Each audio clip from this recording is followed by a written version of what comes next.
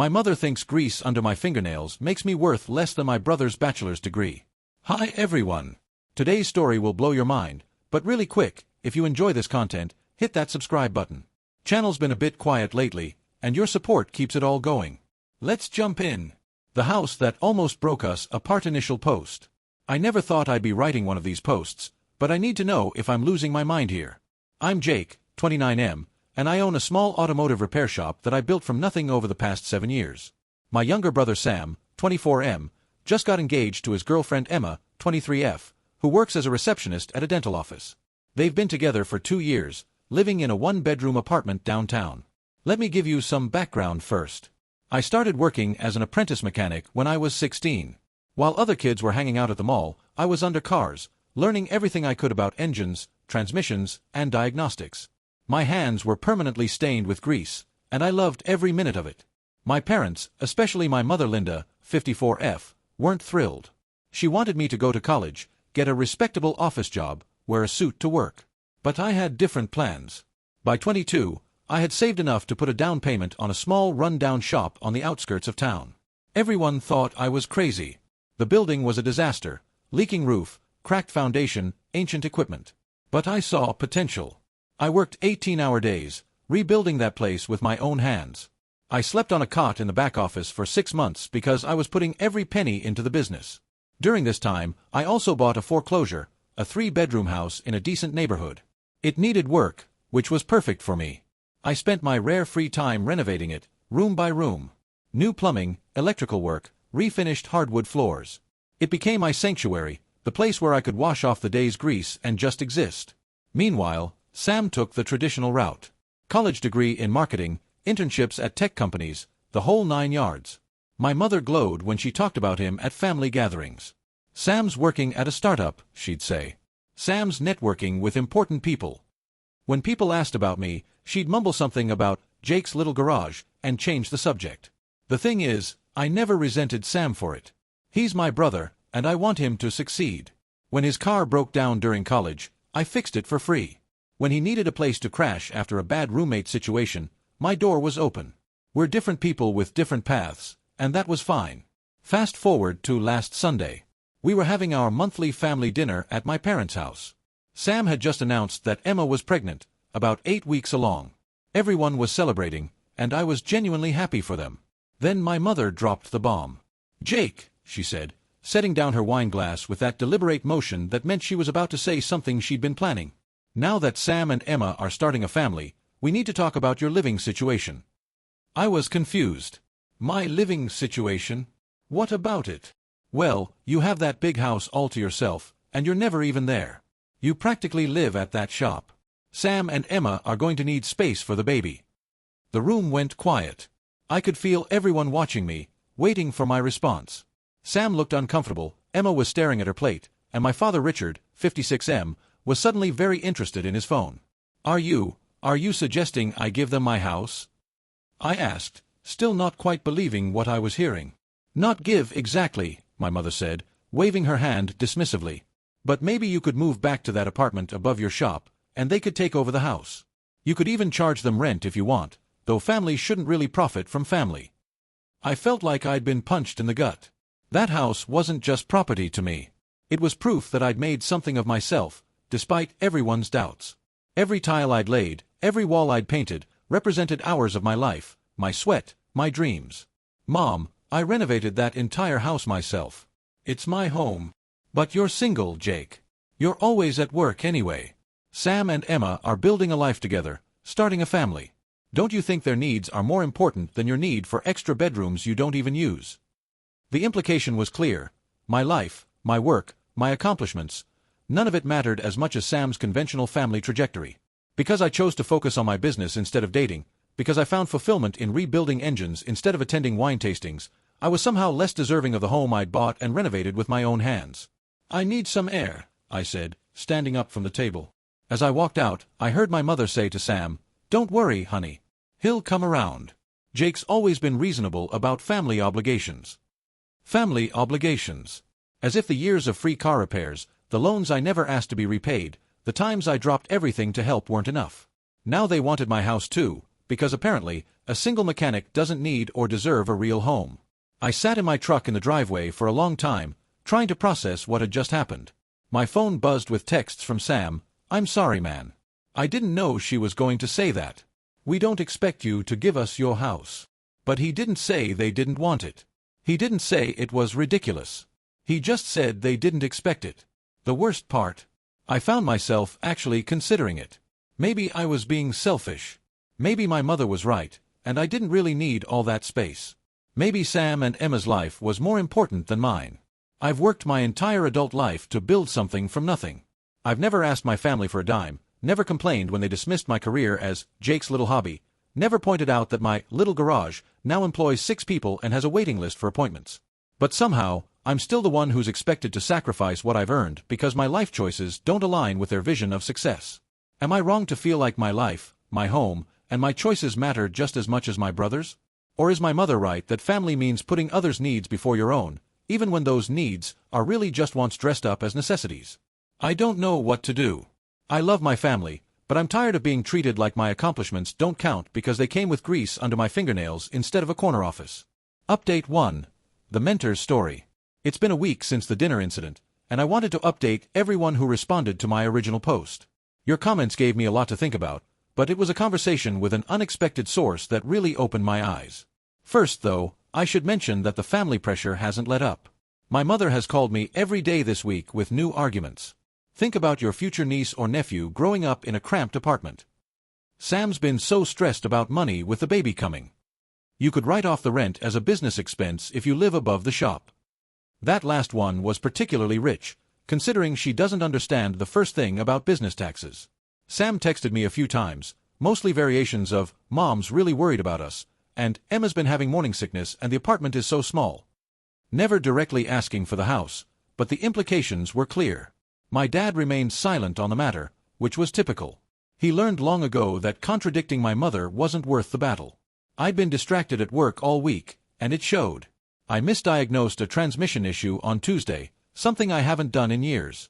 My employees noticed too. Marcus, my senior technician, finally asked if everything was okay during our Thursday morning meeting. That's when Tom walked in. Tom Morrison is something of a legend in our area. He owned a chain of 5 repair shops before retiring at 60. He still comes by once a month to check on a classic Mustang we're restoring for him. At 73, he moves slower than he used to, but his mind is sharp as ever. "Jake, you look like hell," he said bluntly, settling into the chair across from my desk. "What's eating you?" I almost brushed it off with the usual, "just tired," excuse, but something in his eyes made me reconsider. Tom had been an informal mentor to me over the years, offering advice when I was first starting out, even sending customers my way when his shops were overbooked. So I told him everything. The house, the baby, my mother's expectations, the implication that my life mattered less because I was single and worked with my hands. Tom listened without interrupting, his weathered face giving nothing away. When I finished, he was quiet for a long moment. Then he said, "Mind if I tell you a story?" "Go ahead." 45 years ago, I was about your age. Had just opened my second shop, business was booming. I'd bought a nice piece of land outside the city, planned to build a house there. My older sister Helen came to me with a sob story. Her husband had lost his job, they had 3 kids, and they were about to lose their house. Tom pulled out his phone and showed me an old photo, a younger version of himself standing next to a woman and 3 children. My mother, God rest her soul, she pulled the same thing yours is pulling now. "Family helps family," she said. "You don't have kids, Tom. You don't need land. Help your sister." So I did. I sold the land at a loss to give them the money. Told myself I was doing the right thing. What happened? 6 months later, Helen's husband got another job. A good one, better than before. Within 2 years, they'd bought a house twice as nice as the one they'd almost lost. That land I sold? It's worth about $3 million today. It would have been where I built my main facility. Instead, I had to settle for a less ideal location that cost me hundreds of thousands in lost efficiency over the years. I stared at him, stunned. Tom had never told me this story before. "But here's the real kicker," he continued. "Helen never paid me back. Never even offered. And when I got married 5 years later and my wife and I were scraping by trying to expand the business, Helen told everyone I was too proud to ask for help. She'd forgotten that I'd sacrificed my future plans for her temporary crisis. That's Brutal. The worst part wasn't the money or the land. It was that I'd set a precedent. From then on, every time someone in the family had a problem, they came to Tom. Because Tom would sacrifice. Tom didn't have real responsibilities like kids. Tom just played with cars all day, so Tom could afford to help. He leaned forward, his eyes intense. Jake, I'm going to tell you something I wish someone had told me back then. Your life is not worth less because you chose a different path. Your home is not less important because you live in it alone. Your dreams and accomplishments don't diminish just because they don't fit someone else's template for success. But they're family, I said weakly, echoing decades of conditioning. Yes, they are. And families should respect each other's choices and achievements. Your brother isn't entitled to your house because he's having a baby. That's a choice he and his fiancée made, knowing their financial situation. Your mother isn't entitled to redistribute your assets because she values one son's life path over another's. Tom stood up, placing a hand on my shoulder. You worked 18-hour days to build this business. You renovated that house with your own hands. Those aren't just investments of money, they're investments of your life, your time, your youth. Don't let anyone convince you that those investments matter less because you don't have a spouse or kids. After Tom left, I sat in my office for a long time, thinking. He was right, of course. But knowing something intellectually and feeling it emotionally are two different things. The guilt was still there, programmed by years of family dynamics. That evening, Sam showed up at the shop just as I was closing. He looked uncomfortable, hands shoved in his pockets. Mom sent you? I asked. No, actually. Emma did. She's pretty upset about this whole thing. That surprised me. Upset about not getting the house? What? No, man. Upset about Mom pressuring you. Emma grew up in a family where this kind of manipulation was normal, and she doesn't want to be part of it. She says if we take your house, even if you offer it, she couldn't live with herself. We talked for almost 2 hours, sitting on the hood of a customer's Camaro. Sam admitted he'd been caught up in the panic of impending fatherhood, letting our mother's voice drown out his own conscience. He told me how proud he actually was of what I'd accomplished, how he'd brought friends to the shop to show off what his brother had built. You know what the messed up part is, he said. I make decent money, and Emma does too. We could afford a bigger place. Maybe not as nice as yours, but something reasonable. Mom just got in our heads, made us feel like we were failing before we even started. She's good at that, I agreed. I'm going to talk to her, Sam said. This isn't right. You've already done more for this family than anyone ever acknowledges. Remember when you paid for Grandma's car repairs for 3 years without telling anyone it was you? I know that was you, Jake. I shrugged. She needed help. See, that's the difference. You help without being asked, without making it about you. Mom's trying to force you to help in a way that definitely makes it about her and her image of the perfect family. As Sam drove away, I felt something shift. The guilt was still there, but it was quieter now, overshadowed by something else, a recognition of my own worth, independent of anyone else's validation. I went home that night to my 3-bedroom house, my house, and walked through each room. I remembered laying the tile in the bathroom, installing the kitchen cabinets, refinishing the hardwood floors. This wasn't just a house. It was a testament to everything I'd learned, everything I'd worked for, everything I'd become. And I wasn't giving it up. Update 2. The confrontation. 2 weeks after my conversation with Sam, things came to a head. My mother had escalated from daily calls to showing up at my shop during business hours. On Wednesday, she arrived just as I was explaining a complex engine rebuild to a customer, a successful local restaurateur who specifically requested me to work on his vintage Porsche. Jake, we need to talk, she announced, completely ignoring that I was with a client. Mom, I'm working. We can talk later. This can't wait. Your brother and Emma are looking at houses they can't afford because you're being stubborn. The customer, Mr. Chen, politely excused himself, saying he'd wait outside. I watched a $15,000 job potentially walk away because my mother couldn't respect my workplace. My office. Now, I said through gritted teeth. Once inside, she launched into her prepared speech. I've been thinking about this a lot, Jake, and I think you're being incredibly selfish. Do you know how this looks to people? Your brother struggling to provide for his family while you're sitting in a 3-bedroom house alone. How it looks to people. I repeated. Is that what this is about? Your image. Don't be ridiculous. This is about family. No, Mom. This is about you being embarrassed that your successful son with a college degree can't afford a house while your mechanic son can. This is about appearances, not family. She recoiled as if I'd slapped her. How dare you? How dare I what? Tell the truth. You've spent years minimizing my accomplishments, calling this place Jake's little garage, when it's a thriving business. You've never once brought your friends here, never once bragged about what I've built. But now that I have something Sam needs, suddenly family matters. That's not fair, isn't it? Tell me, Mom, when was the last time you told someone proudly that your son owns his own business? When was the last time you visited my house and complimented the renovation work I did myself? Her silence was answer enough. I'm going to tell you something, and I need you to really hear it, I continued. I am not giving Sam my house. Not selling it to him below market value, not renting it to him for less than it's worth, not moving out so he can move in. If he and Emma need a bigger place, they can do what everyone else does, save money, improve their credit, and buy what they can afford. But the baby.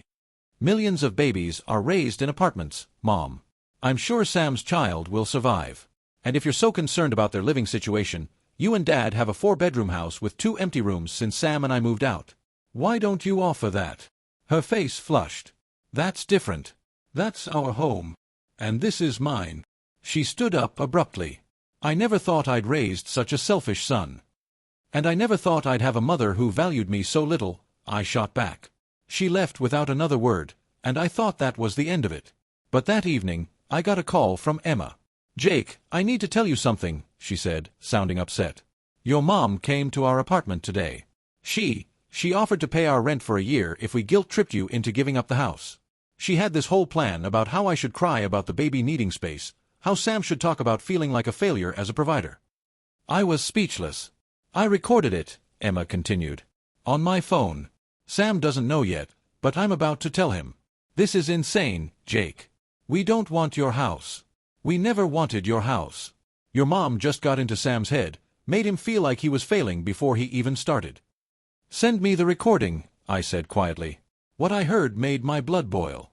My mother, the woman who raised me to value honesty and integrity, coaching my brother's fiancé on how to manipulate me. Suggesting Emma could have a breakdown at the next family dinner, instructing her on what to say to make me feel maximum guilt. I forwarded the recording to Sam and my father, then drove to my parents' house. My father answered the door, looking tired. Jake, I heard the recording. And your mother has lost perspective. Come in. We need to talk. For the first time in my life, I watched my father stand up to my mother. He told her that her behavior was unacceptable, that she was destroying the family she claimed to be protecting. He revealed something I'd never known, that he'd been documenting my achievements for years, keeping a scrapbook of newspaper mentions of my business, photos of cars I'd restored, letters from satisfied customers. I've been proud of Jake every single day, he said to my mother. But you've been so focused on your image of success that you can't see what real success looks like. This boy built something from nothing. He employs people, serves the community, owns his home outright. And instead of celebrating that, you want to take it away from him. My mother broke down crying, but for once, they weren't manipulative tears. They were tears of genuine shame. She admitted that she'd been embarrassed when her book club friends talked about their children's white-collar jobs. She felt like she'd failed as a mother because I chose a different path.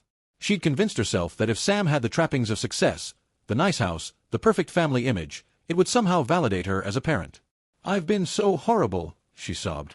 Jake, I'm so sorry. I don't even recognize myself in that recording. It would take time to fully forgive her, but it was a start. Final update. 3 months later. I'm writing this final update for my shop on a Saturday afternoon, and I can hear Sam and my nephew, yes, it was a boy, out in the garage bay, Sam learning to change brake pads on his newly purchased project car, a 1995 Honda Civic that we're rebuilding together. So much has changed in 3 months that I hardly know where to begin. After the confrontation with my mother, Sam and Emma took a hard look at their finances. Without my mother's voice in their ears telling them they were failing, they realized they were actually in decent shape. They found a starter home in a nice neighborhood, a 2-bedroom fixer-upper that they could afford on their combined income. The previous owners had let it deteriorate, so they got it for a great price. You know what's funny? Sam told me the day they closed on it. I was so focused on getting something perfect, something that would make Mom proud, that I forgot Emma and I actually liked projects. We wanted something we could make our own. The house needed work, new paint, updated fixtures, some plumbing repairs. Sam asked if I'd help, not expecting me to do it for free, but wanting to learn.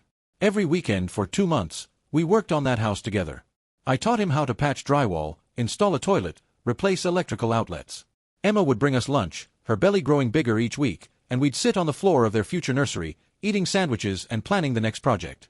I never understood it before, Sam admitted one day, covered in paint primer. The satisfaction of building something with your own hands. I get why you love it now. The real revelation came when Sam got his first mortgage statement. He called me, slightly panicked but also oddly excited.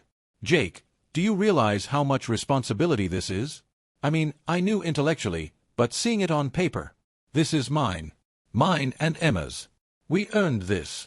Feels different than having it handed to you, doesn't it? I said. God, yes. If we'd taken your house, even as a rental, I don't think I would have ever felt like a real adult. This mortgage, this responsibility, it's terrifying but also empowering?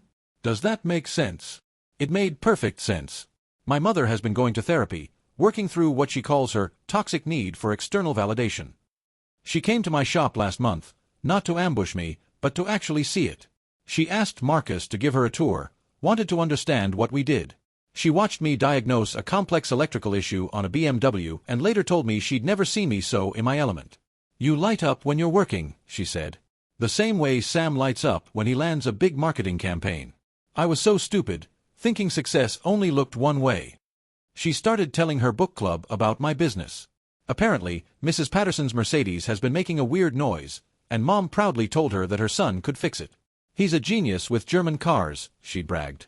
Mrs. Patterson is now a regular customer. The project car was Sam's idea. He wanted something we could work on together, a way to rebuild our relationship along with the engine. Every Saturday, he comes to the shop with little James, they named him after our grandfather, and while Emma and the baby nap in my office, we work on the Civic. Remember when we were kids, Sam said last week, and you were always in the garage with Dad's tools, and I thought you were wasting time? Yeah, you were more interested in your PlayStation. I was an idiot. This is meditation, therapy, and education all rolled into one. The Civic is coming along nicely. We've rebuilt the engine, replaced the suspension, and are currently working on the interior. Sam wants to give it to Emma as a push present, though she's already told him she knows about it and loves it. Tom Morrison stopped by yesterday to check on his Mustang.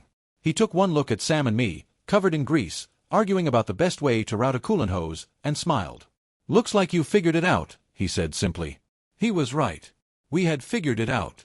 Not just the coolant hose issue, though we did solve that too, but the bigger thing, how to be brothers equals friends. Last Sunday, we had family dinner at my parents' house. The dynamic has completely changed.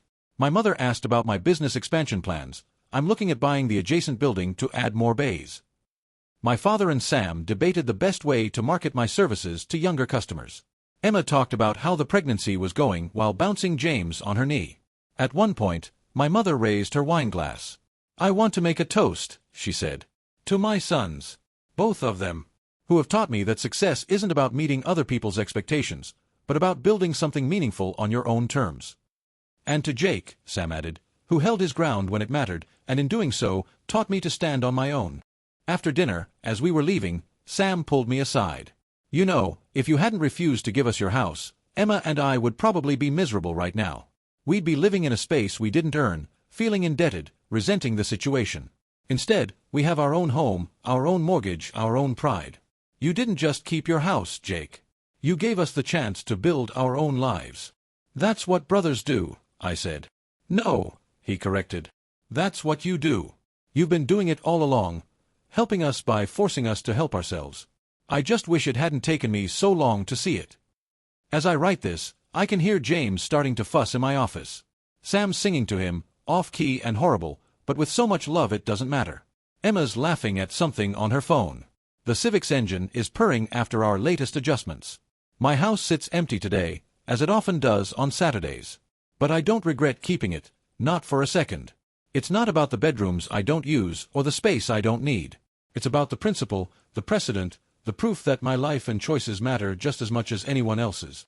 Some people might read this and think it's a story about selfishness versus generosity, but they'd be wrong.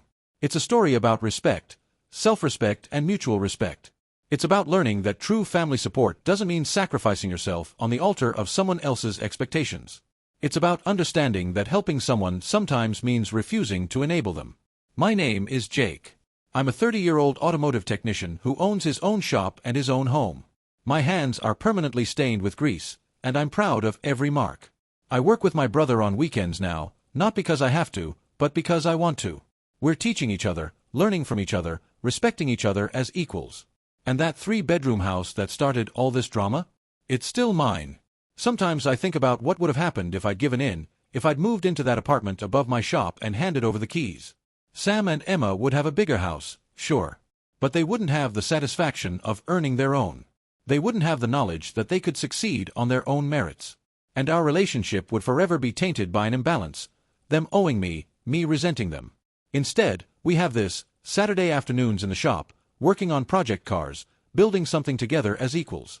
Sam's learning that there's honor in physical work, and I'm learning that his marketing knowledge could really help my business grow. We're not just brothers anymore. We're friends, partners, equals. My mother recently asked if I was dating anyone, and for once, it wasn't loaded with judgment about me being single. When I told her I'd met someone, a veterinarian who brings her classic Volkswagen Beetle to the shop, she was genuinely excited. Not because I was finally settling down, but because I was happy. The house remains my sanctuary, the place where I wash off the day's grease and exist on my own terms. But it's also become something else, a symbol of boundaries held, principles maintained, and self-respect preserved. Every room still carries the memory of my labor, but now it also carries the knowledge that I valued that labor enough to protect it. Tom Morrison was right. Your life is not worth less because you chose a different path. Your home is not less important because you live in it alone. Your dreams and accomplishments don't diminish just because they don't fit someone else's template for success. I learned that the hard way. But more importantly, my family learned it too. And in the end, that's what made all the difference. The Civic's running perfectly now.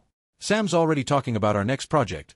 Maybe a classic truck, something we can work on for years, passing down the skills and the passion to James when he's old enough. I like that idea. The tradition we're building isn't about houses or possessions.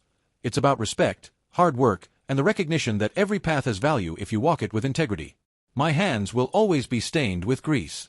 My shop will always be my second home.